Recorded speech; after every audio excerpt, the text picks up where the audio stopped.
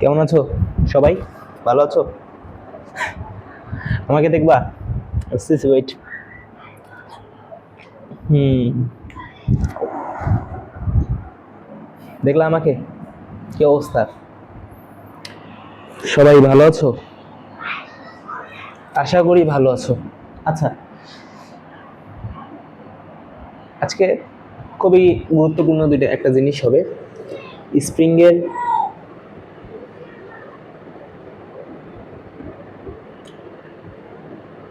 দেখো পড়তে পারো কিনা, স্প্রিং এর গতিশক্তি,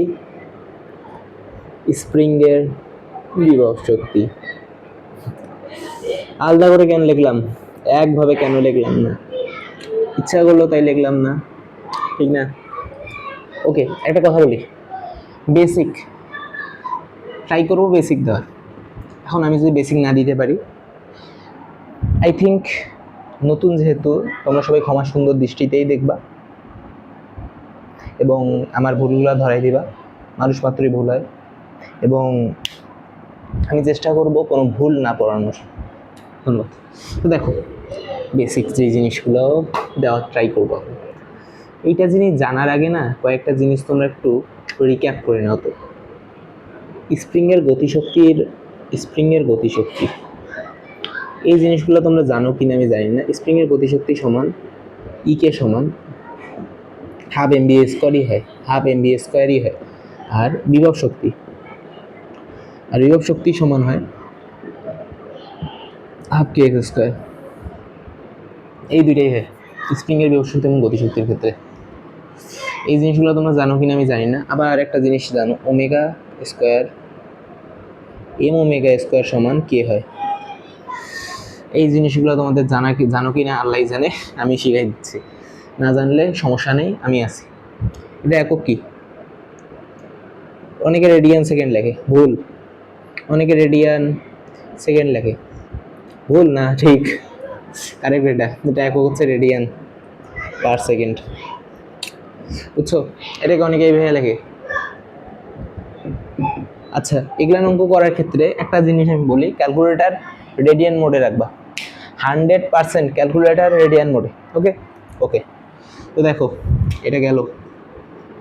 এখন অনেকে বলবে যে এগুলান তো বুঝলাম ভাই, আমি গতিশক্তিও বুঝি না, বিভব শক্তিও বুঝি না। এরকম পাবলিকও পাওয়া যাবে, গতিশক্তিও বুঝে না, বিভব শক্তিও বুঝে না। এখন আমি যদি রিলেট করতে যাই, অনেকের মাথা ঘুরে যাবে যে ভাই একটা প্রথমে শেখালেন, একটা অন্যভাবে শেখালেন, মাথায় ঢুকলো না। আমি ট্রাই করবো সরলভাবে শেখানোর, ঠিক আছে? এখন একটা জিনিস আমি বলে দিচ্ছি, আমি কিন্তু স্প্রিংয়ের গতিশক্তি বিভব শক্তি জিনিস পড়াবো, ঠিক আছে? বুঝছো? স্প্রিংয়ের বিভব শক্তি গতিশক্তি পড়াবো, কিন্তু সেটার সঙ্গে রিলেট করার জন্য আমি পরন্ত বস্তুটা একটু বোঝাবো। মানে পরন্ত বস্তুর বিভব শক্তি এবং গতিশক্তি দেখালে তুমি স্প্রিংয়ের গতিশক্তি এবং বিভব শক্তি তার একটা বেসিক ধারণা, একটা বেসিক নলেজ নিজের মধ্যে নিতে পারবা, ঠিক আছে? ও আচ্ছা, ঠিক আছে। তো এখন একটা জিনিস দেখো, আমি একদিকে আট করবো একটা বল, সেই বলটা পড়তেছে ভূপৃষ্ঠে, আরেকদিকে আমি একটা স্প্রিং আর্ট করব, যেটাতে বস্তুটা সাম্য অবস্থায় আছে।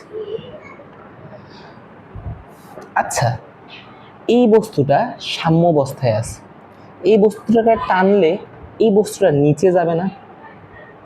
এই বস্তুটাকে মনে করো টেনে এই নিচে পর্যন্ত আমি নামাইলাম, আর এই বস্তুটাকে মনে করো আমি ছেড়ে দিলাম, এই বস্তুটাকে টেনে নিচে পর্যন্ত নামাইলাম, অর্থাৎ একটা মানে সর্বোচ্চ বিস্তারে নিয়ে আসলাম। আর এইটাকে তো আর টেনে করার দরকার নেই, এটা তো একটা সর্বোচ্চ উচ্চতায় আছে, এইসে আছে, তাই না? এটা যেহেতু সাম্য অবস্থায় ছিল, তাই এটাকে আমি একটু টেনে পর্যন্ত রাখলাম। কারণ কেননা আমাকে এটাকে সর্বোচ্চ বিস্তারে রাখতে হবে এবং এটাকে একটু আমি সর্বোচ্চ উচ্চতায় আছে যেহেতু, আমাকে কিছু করতে হইল না। এখন তুমি ভাববা যে স্প্রিংটাকে আমি টেনে এইখানে ধরে রাখছি আর বলটাকে আমি এইখানে এইভাবে ধরে রাখছি। অর্থাৎ একটা জিনিস তুমি বলো তো, এই বস্তুটাকে যদি স্প্রিংয়ের সঙ্গে লাগাই যদি টেনে দেই, এই বস্তুটা এই দিকে যাইতে যাবে না, এই দিকে যাইতে যাবে না? যাবে তো। আর এই বস্তুটাকে যদি ধরে রাখি তাহলে বস্তুটা ছেড়ে দিতে তো এইদিকে চলে যাবে, এই বস্তুটা ছেড়ে দিতে তো এইদিকে চলে যাবে। ঠিক তেমনই এই বস্তুটা যখন টানছি, এই বস্তুটা যখন টেনে ছেড়ে দিব তখন তো এইদিকে চলে যাবে।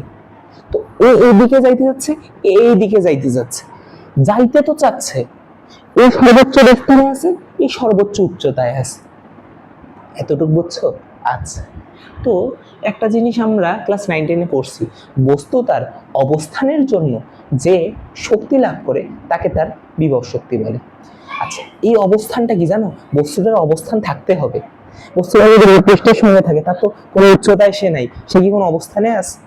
সে একটা অবস্থানে আছে, কিন্তু সে তো ভূপৃষ্ঠের সঙ্গে লেগে আছে, সে কি কোনো বিভব শক্তি অর্জন করবে?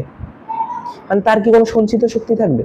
তাকে বিভব শক্তি অর্জন করতে গেলে তাকে একটু উপরে উঠতে হবে, তাহলে একটা হাইট থাকবে, এই উচ্চতা মানে এই উচ্চতর অবস্থানের জন্য তার বিভব শক্তি তুমি পাচ্ছ। বুঝছো? আচ্ছা, তো এখন আমি এইটার সঙ্গে রিলেট করলাম, এই দুটো এখন একই অবস্থায় আছে, তাই না? এটা বুঝো, এই দুটা একই অবস্থায় আছে। আচ্ছা, এটা এতটুকু বুঝছো? তো এতটুকু বুঝলেই হলো। এখন দেখো,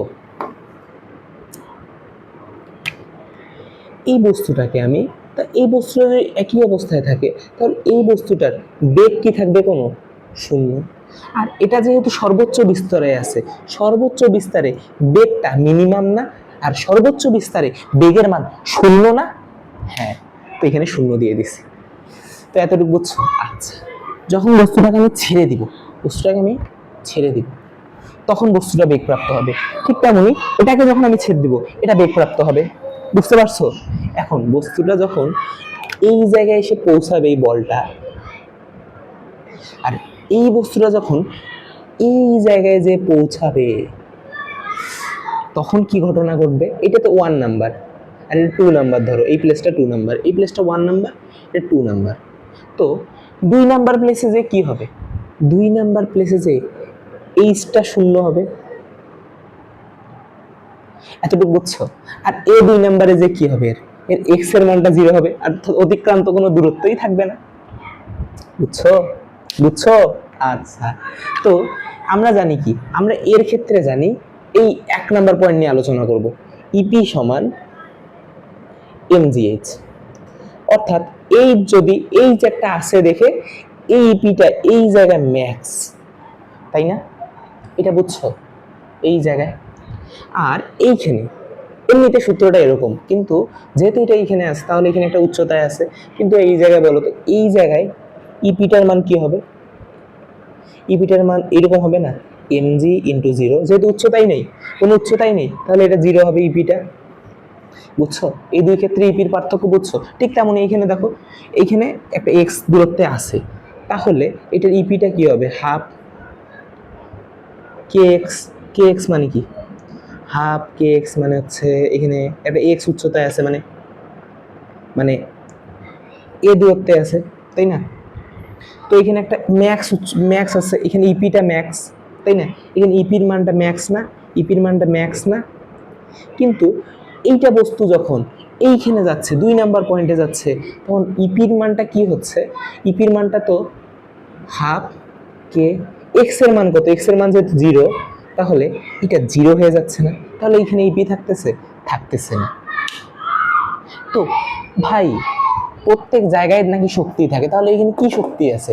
আর এইখান থেকে যেহেতু এই শক্তিটা গেল, এই শক্তিটা কি অপচয় হয়ে গেল ভাই? এইখানে তো একটা শক্তি ছিল, আবার এইখানে তো একটা শক্তি ছিল, এই শক্তিটা এইখানে গেল যে, আর এই শক্তিটা এইখানে গেল যে, তাই শক্তিটার কি অপচয় হইলো? শক্তিটার অপচয় হয়নি, এখানে শক্তিটা না গতি শক্তি হয়ে গেছে, পুরো শক্তিটা গতি শক্তি হয়ে গেছে। বুঝছো? আচ্ছা, এখন 2 নাম্বার পয়েন্ট আর 1 নাম্বার পয়েন্টে আসলে কি ঘটলো? এই তোমরা এগুলা নোট করতেছো? নোট করার দরকার নেই, কিন্তু এগুলা নোট করার কোনো দরকার নেই, এগুলা হাগাও, নোট করা মানে বাড়তি, এগুলা নোট করার কি দরকার বলো তো আমাকে, একটু বুঝাও তো। নোট করার কোনো দরকার আছে? এগুলা জিনিস কি করবে এগুলা নোট করে? জাস্ট এগুলা ক্লাস 10-এর ধারণা বেসিক তোমরা নাও, জাস্ট বুঝো, বুঝলে হইলো। নোট করে কেউ এগুলা জিনিস? তাও করলে করো, কিন্তু নোট করে কোনো লাভ নেই, নোট করে কোনো লাভ নেই। নোট হচ্ছে একটা বুলশিট প্রজেক্ট, এগুলার জিনিস নোট করা বুলশিট প্রজেক্ট, কোনো নোট করার দরকার নেই, জাস্ট দেখো, বুঝো, বুঝলে হইলো। বুঝলেই সেটা সফলতা। ঠিক আছে? তুমি বুঝো, তুমি পরে রাতের বেলা যখন ঘুমাবা বিছানায়, বা ঘুমাতে যাবা তার আগে না খাতা একটু লিখে নিবা, বুঝছো? তার আগে একটু খাতায় লিখে নিবা যে এগুলান এগুলান ভাই পড়াইলো, এইটা ইপি এটা ইকে, এই জিনিসটা ফিল করো, চোখ বন্ধ করে ফিল করো। একটা আম পড়তেছে আর আমি একটা স্প্রিংটাকে সর্বোচ্চ বিস্তারে আছি, একটা আমকে আমি ধরে আছি। আমটাকে যখন আমি ছেড়ে দিব, তখন আমটা বেগ প্রাপ্ত হবে। আবার আমি স্পন্দন মতো করে সর্বোচ্চ বিস্তারে ছেড়ে দিব, সেটি সংকোচন এবং প্রসারণ ঘটাবে। ফিল করো, চোখ বন্ধ করে ফিল করো, ইমাজিন করো, বুঝতে পারছো? হ্যাঁ, তো এই জিনিসগুলাই তো আপাতত পক্ষে এতটুকু তোমরা বুঝছো। তো 1 নাম্বার পয়েন্টে আমরা ইপি পাইছি, কিন্তু একটা জিনিস বলতো, আমরা জানি ইকে আছে না, ইকে 1 নাম্বার পয়েন্টে থাকবে, হাফ এমবি স্কয়ার নিয়ে ইকে সমান। তো এই বেগটা কি এখানে থাকবে? এখানে কি কোনো বেগ থাকবে? এখানে তো কোনো গতি নেই, বস্তুটা জাস্ট আমি ধরে আছি। এখানে এই বস্তুটার কোনো গতি আছে? গতি নেই। বস্তুটা তার অবস্থানের জন্য শক্তি পাচ্ছে, গতির জন্য কি শক্তি পাচ্ছে? পাচ্ছে না। আর এইখানে বস্তুটা তার অবস্থানের জন্য শক্তি পাচ্ছে, গতির জন্য কি কোনো শক্তি পাচ্ছে? পাচ্ছে না। কিন্তু এই জায়গায় যখন আমি বস্তুটা ছেড়ে দিব, এই জায়গায় যখন এই পয়েন্টে যখন বস্তুটা পড়লো, তখন এখানে একটা বেগ কাজ করবে, একটা বেগ কাজ করবে। এই দেখো বেগে একটা পড়লো, এই গতি হয়ে পড়লো। এটা যখন ছেড়ে দিব তখন এইরকম হবে, ছেড়ে দিব এরকম হয়ে সংকোচন হয়ে এইখানে যাবে, আবার প্রসারিত হবে, আবার সংকোচন, আবার প্রসারণ, আবার সংকোচন, আবার প্রসারণ, এরকম হবে, ঠিক না? তো এই পয়েন্টে যখন যাবে তখন আর এই যেহেতু থাকবে ইপিটা থাকবে না, এখানে ইকে থাকবে, হাফ এমভি স্কয়ার, এখানে ভিটা হবে ম্যাক্স, ঠিক আছে? আর এই পয়েন্টে এসে তুমি ইকের মানটা পাবা হাফ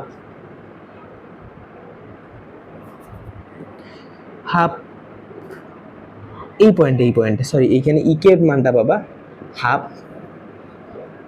এমভি স্কয়ার। এখানে বেগ তুমি একটা তো পাবা, সাম্যাবস্থায় বেগ সর্বোচ্চ তুমি পড়ো নাই? সাম্যাবস্থায় বেগ সর্বোচ্চ পড়ো নাই ওমেগা এ, মানে এটা ভি ম্যাক্স পড়ো নাই? সাম্যাবস্থায় বেগ সর্বোচ্চ এটা পড়ো নাই? সাম্যাবস্থায় বেগ সর্বোচ্চ পড়ছিলা তো? সাম্যাবস্থায় যেহেতু বেগ সর্বোচ্চ, তাহলে ইকেটা সর্বোচ্চ, আর এখানে তো ইপি নাই, তাহলে এইখানকার টোটাল এনার্জি, এখানে ইটি হচ্ছে, এইখানকার টোটাল এনার্জি কত হবে? সাম্য লিখে রাখো না, সাম্যাবস্থায় টোটাল এনার্জি কত হবে? ইকেটা হবে, আর বিস্তারে কি থাকবে? ই টোটালটা ইপি হবে। অর্থাৎ এইখানে 0 হবে, এইখানে হচ্ছে ইপি আছে কিন্তু এটার মান 0, আর এখানে এখানে ইকে আছে কিন্তু এটার মান 0, আর এখানে ইপি আছে বাট এটার মান 0। সো এটা কোনো ভ্যালু আছে? এই দুটো ভ্যালু নেই, কোনো ভ্যালু নেই, মিনিংলেস জিনিস দুইটা, ইউজলেস এই ওয়ার্ডগুলোতে। আচ্ছা, তো এই জিনিসগুলো তো বুঝলাম আমরা, না? আমরা এখন বুঝছি বস্তু পড়া টরা এগুলো বুঝছি। আচ্ছা, এখন 1-2 পয়েন্ট বাদ দিলাম, আমি এখানকারও 1-2 পয়েন্ট বাদ দিলাম। বস্তু সাম্য আছে, বস্তু তো এই জায়গায় গেছে, এইটা চিত্র না আরেকটু করি তো, উপরে মানে কেমন লাগছে না জিনিসটা? এটা হচ্ছে সাম্যাবস্থা, এটা মনে করো টানছে, এতটুকু টানছে। আচ্ছা বলো তো, এটা এতে আছে, তো এই জায়গায় যদি বস্তুটাকে আমি যদি কখনো আনার ট্রাই করি, এই বস্তুটা যদি এই জায়গায় আনি আমি, তাহলে দেখো তো সাম্য অবস্থা থেকে একটা এক্স দূরত্ব থাকবে না? এটা এক্স দূরত্বে ছিল, কিন্তু এই এক্স দূরত্বটা না সর্বোচ্চ দূরত্ব, অর্থাৎ বিস্তার ছিল। তো আমি এটা যখন প্রসারণ ঘটছে, মানে জিনিসটা যখন সংকোচন ঘটতে ধরছে, সংকোচন যখন এই জায়গায় গেছে, তখন এক্স একটা দূরত্ব আসছে। তো ভাই বলো তো, এখানে আমি এক্স দূরত্ব পাইলাম, কিন্তু এখানে একটা ভিও পাইলাম না? এখানে তো একটা ভিও আছে যে গতি পাচ্ছে, গতির জন্য তো গতিশীল হচ্ছে, তো এখানে ভিও পাচ্ছি, এখানে এক্সও পাচ্ছি। তো এখানে আমরা ই টোটাল কি হবে? ইপি প্লাস ইকে, তাহলে এখানে গতিশক্তিও থাকবে, আবার বিভব শক্তিও থাকবে। আমি এইটার সঙ্গে রিলেট করে এইটা করলাম, ফির এইটা দিকে রিলেশন আমি শুরু করে দিচ্ছি, তাই না? তো এইটা দেখো, এখন এই বস্তুটা যখন তুমি ছেড়ে দিবা, ধর এই একটা পয়েন্ট, এগুলো নিয়ে না দেখবা যে এইখানেও গতি আছে, এখানে আবার অবস্থান আছে, এইখানেও গতি আছে, এইখানেও অবস্থান আছে। ধরো এখান থেকে এটা ফেললা, তো এই জায়গায় গতি পাইলে এই জায়গায় অবস্থান পাইলা, আবার ফেললা, এই জায়গায় গতি পাইলে এই জায়গায় অবস্থান পাইলা না? তো এই জায়গায় গতি আর অবস্থান পাইলা না, ঠিক তেমন এই জায়গায় গতি পাইলা না কিন্তু অবস্থান পাইলা, এই জায়গায় অবস্থান পাইলা না কিন্তু গতি পাইলা, তাই না? কিন্তু এইখানে গতিও আছে, অবস্থানও আছে, কিন্তু এই পয়েন্টটাতে শুধুমাত্র অবস্থান আছে। এই চিত্রটা একটু অঙ্কন করে নিতে পারো। এইখানে ফিরে আবার শুধুমাত্র গতি আছে, কিন্তু এই পয়েন্টগুলোতে গতি অবস্থান আছে, এই পয়েন্টগুলো তো সেম জিনিস আছে। মানে বলে ভাই বানান ভুল লেখে, তাই না? তো এইটা যেহেতু তোমরা বুঝতে পারছো, তো আমার মনে হয় না এখন তোমরা গতিশক্তি বিভব শক্তি সবই বুঝতে পারছো। তো এই জায়গা তো একই জিনিস, এই পয়েন্টেও থাকবে, এই পয়েন্টেও থাকবে, এই পয়েন্টেও থাকবে, এই পয়েন্টেও থাকবে। সর্বোচ্চ বিস্তার যদি এটা এই পর্যন্ত হয় তাহলে এই পয়েন্টে থাকবে, এই পয়েন্টে থাকবে, কিন্তু এই জায়গায় যে শুধুমাত্র বিভব শক্তি কাজ করবে। ঠিক আছে, এই জিনিসগুলা বেসিক ধারণা পাওয়া খুব ইম্পর্টেন্ট। এই জিনিসটাকে ফিল করতে পারে না, এই ফিল না করার কারণে সমস্যাটা হয়। তোমরা ফিল করতে পারছো? আমি আশা করি না বেস্ট একটা ফিল দেওয়ার ট্রাই করছি তোমাদেরকে। এই ফিলটা পাইলে অঙ্ক করতে মজা, বুঝছো? আচ্ছা, এখন দেখো তোমরা সমীকরণ করবা আজকে ক্লাসে। সমীকরণ, আচ্ছা সমীকরণটা একটু দেখাবো। আমরা গতিশক্তি এবং বিভব শক্তি নিয়ে আলোচনা করলাম। আচ্ছা সমীকরণটা না, আচ্ছা সমীকরণটা যখন তোমরা নেক্সট ক্লাসে দেখো, সমীকরণটা নেক্সট ক্লাস, সমীকরণটা এই ক্লাসে আর করাবো না, সমীকরণটা নেক্সট ক্লাসে সমীকরণ, বেশি বড় ভিডিও করবো না, ছোট ছোট ভিডিও হবে, ঠিক আছে? নেক্সট ক্লাসে আমি সমীকরণ দেখাই দেবো। সকলকে আসসালামু আলাইকুম, ধন্যবাদ।